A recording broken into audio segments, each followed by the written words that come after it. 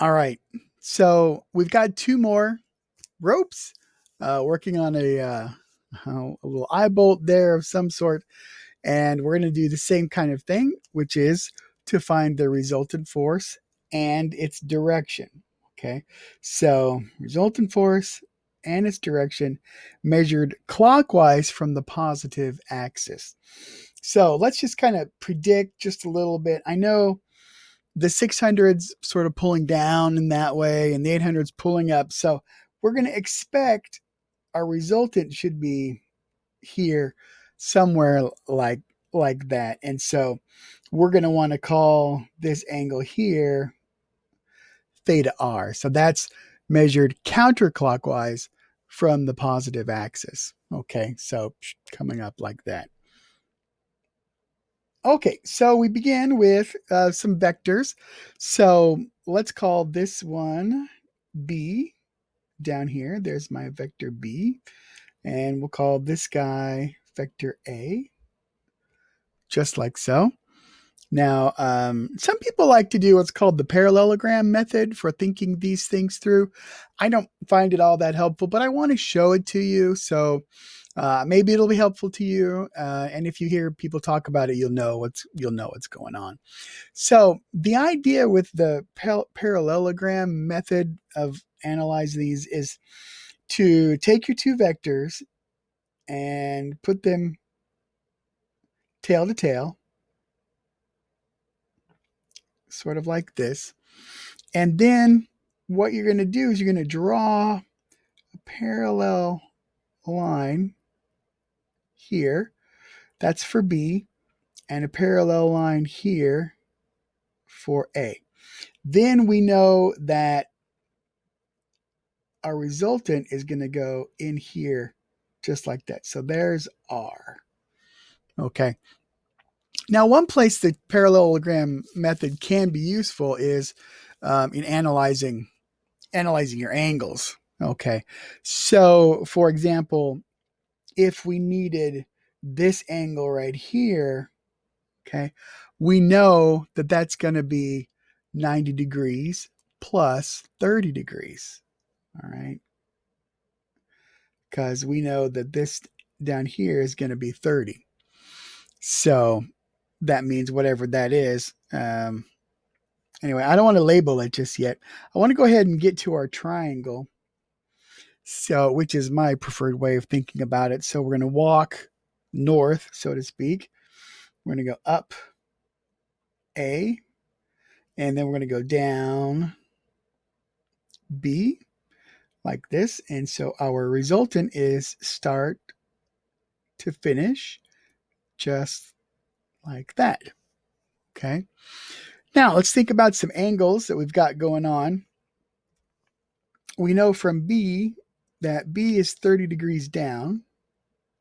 So if this is my angle gamma, gamma plus 30 has to be 90 degrees. Therefore, we know that gamma itself is going to be 60 degrees. Okay. And that's really all we need to find the magnitude. But let's go ahead and get some other labels on there just to be while we're doing it. Okay, we're going to come in here. This is going to be alpha because it's opposite of A. And then we'll call this one beta since it's opposite of B.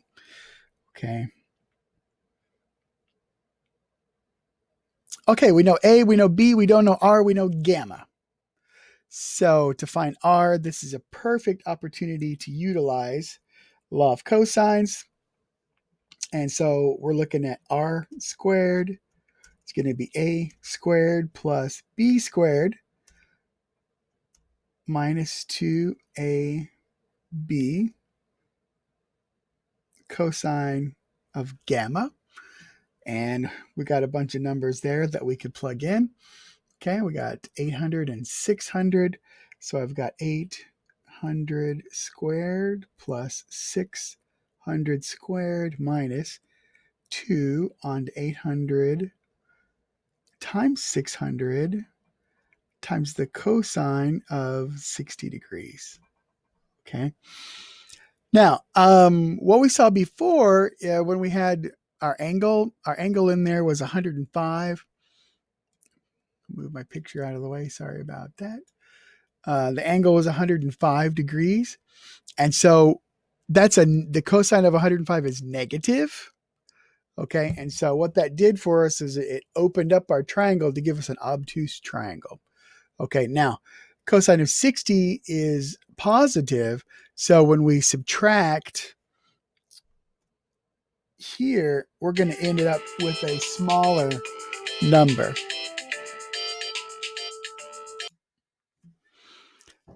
Sorry about the interruption with the phone there, but with the negative sign, you can see that we're not going to get an obtuse triangle. Okay, we're going to get the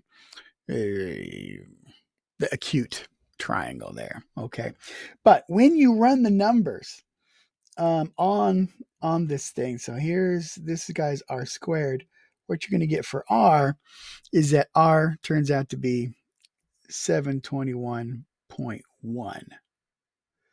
Okay, just like that. Now, to get the angle, what we're going to do, we're going to fall back and use the law of sines again. Okay, so if we look at our triangle, let's come over here, pick a new color here.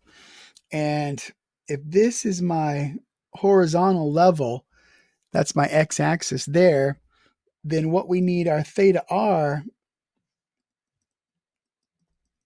is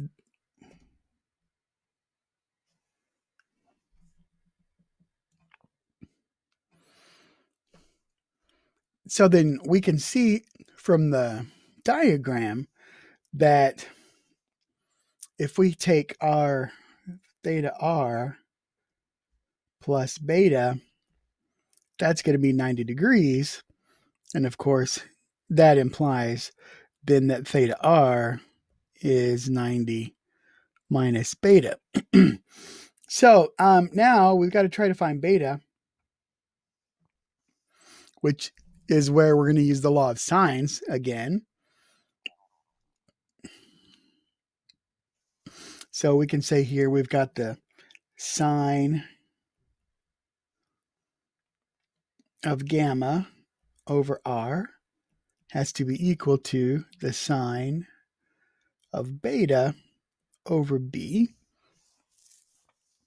And so we do some algebra again on this and see that beta is going to be the inverse sine of b over r times the sine of gamma.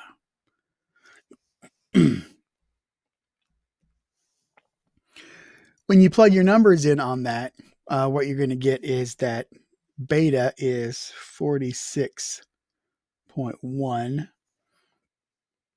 like so. And so coming back to theta, then plugging in, take this number and put it up there, what you're going to get is 43.9. And that's all there is to it.